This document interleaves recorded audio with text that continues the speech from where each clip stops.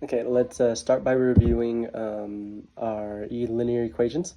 So just to help you guys out with the first video that you'll be watching through Khan Academy for linear equations and solving for how many solutions there are, one solution, infinite many, or no solutions. Remember, we're going to always use in the equation y equals mx plus or minus b.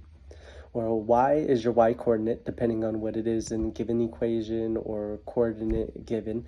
It's always a second variable. It goes x comma y, so y will be your second.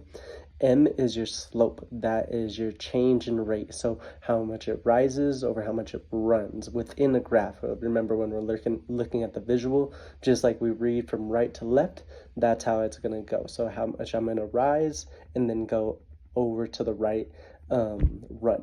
And then if it's negative, it's vice versa. Wherever you're going to start at, you're going to go down and then you're going to go over to the left to run. So depending, remember that our positive and negative equations will produce what slope we see. Positive going up the stairs from right to left, just like we read, and negative going down the stairs when we read right to left. Or left to right, I'm sorry about that.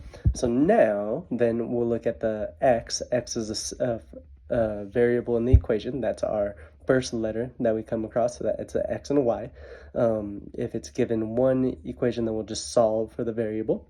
And then b is your y-intercept. So where does it start? So remember our problem from class that Kevin started with $20 in his bank account, and then each week he was working, and he got $20 from his dad for working at home. So remember, he's starting with 40, believe, or $20. I can't remember what we did in class, but that's the beginning amount, the initial amount. If someone was in debt, just like Stacy said on Friday afternoon that she owed her mom $5 for going to the movies, that'd be starting at -5, and then she'd be gaining money each week. So those are just little hints and reminders to be successful within the video number 1.